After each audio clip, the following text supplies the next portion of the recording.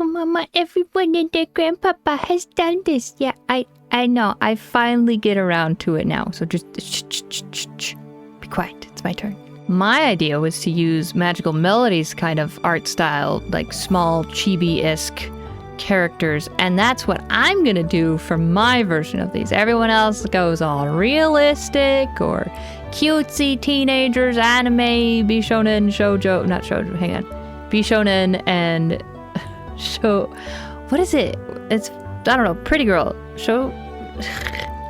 bishonen is a pretty boy, and so on and so forth. But anyways, I was like, what if we go the opposite spectrum? Because I really like Magical Melody, and I think the art style lends itself to the game by, you know, it doesn't have to be serious, but they still do tackle, like, I don't know, serious stuff. But you don't feel like, wow, this game feels, I don't know, stagnant. You're like, oh man, they're cute little chibis. I'm just happy they're happy. Kind of like, I think that's part of the reason why Animal Crossing does so well, is because if they say something serious, the cute little animals, you're like, oh wow, how insightful.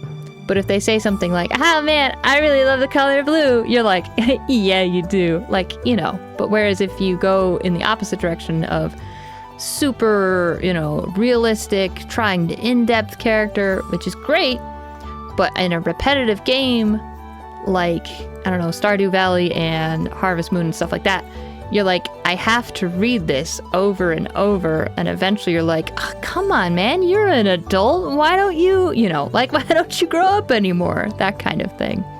That's just my thought. Anyway, so here's Caroline.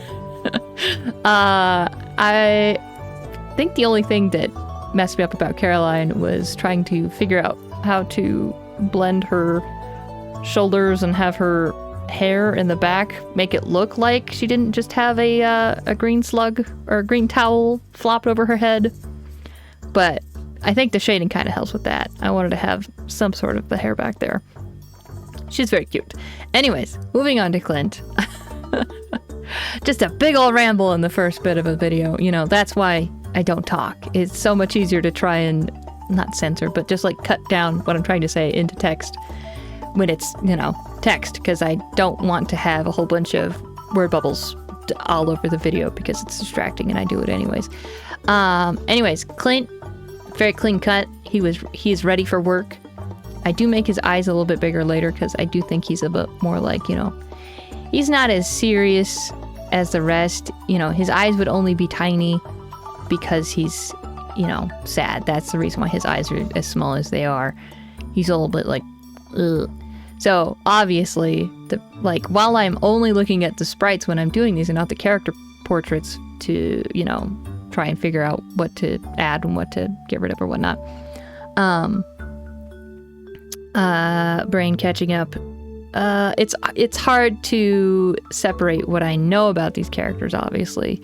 And so that is going to color my influence on how I draw them. But I tried my best to, like, you know, if it's not on the sprite or I don't understand, maybe, you know, try an alternate thing. He has very cute blue eyes. Yeah. So just the eyes a little bit bigger, just to, you know, but I added a little point on his like eyelash areas just so, you know, he's serious, you know, he's kind of, you know, introspective.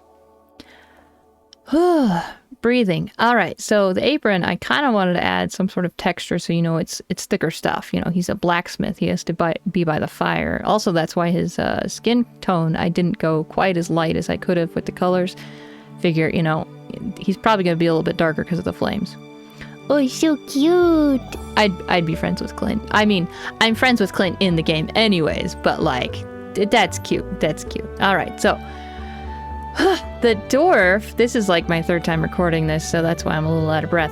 The dwarf, I thought he had like, I don't know, the top sprite, it kind of looks like he has like this popped collar kind of thing. And I don't know, kind of robes. He has like, it looked like he had a robe on, kind of. And then later when I do revisions, I was paying attention to the second sprite, which it looks like there's no collar. And it looks more like a cape, and the bottom part of his shirt is straight cut. And I went more with that at the end because I was like, this doesn't look right. I don't know. A lot of him is just his face and his helmet. And so as I'm doing these revisions, I'm leaning more into that also to, yeah, like lower his eyes because again, mostly helmet going on here and just a little bit of, you know, peeking out of his face. But I like the helmet a lot better. I'm not too keen on the cape. I do kind of miss the cowly thing, but like, you know, trying to go for what I'm seeing with the sprite, transfer as best as I can of how do I think this is gonna go. I think it's amusing that he just has like Mickey Mouse gloves, just foop. But yeah, it's like he's got some sort of gem things on his arms or something, or like I know it's not a stripe, but it kind of looks like it, but it also kind of looks like just maybe, I don't know, patches. So we went with that. And then we have Gus. So all of these were drawn like September, October, November last year, and then I got super busy, and now I'm even busier. But I was like, I want to finish these. These are cute and they're worthwhile, and I have all the characters drawn. I just need to color them. And so I was like, in order for me to be consistent with the coloring and the art style, I have to go fast, which means they're gonna be messy. And I don't care.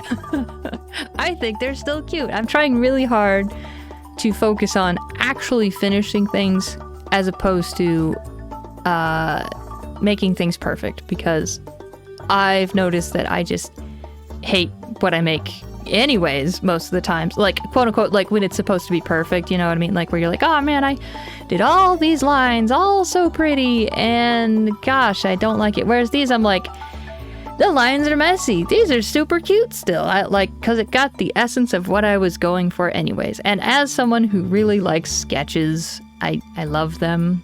Like line art, I always say line art is where art goes to die. So leaving it sketchy has been a lot of fun, actually. It might not look amazing, but I think it's a lot of fun. And it definitely takes a lot less time, which means I can then work on more things, which means more art. And since nobody's paying for these, like I'm not giving them a friend, I don't feel bad just having fun with them, which, you know, all your art and stuff should be based in that. Obviously, fine-tuning things, there's nothing wrong with that, but don't like kill yourself over things if you don't need to. Oh man, I'm gonna have to edit so much audio because I rant off in this direction and then I turn around and rant off in this direction. And yeah, I'm always like, oh man, if I had a podcast, I had no idea what to talk about. And I realized the difficulty would actually just be trying to keep myself on track of what I'm talking about. Anyways, so that's this week's video. I hope you enjoyed. There will be more next week. Thank you so much for watching. Bye.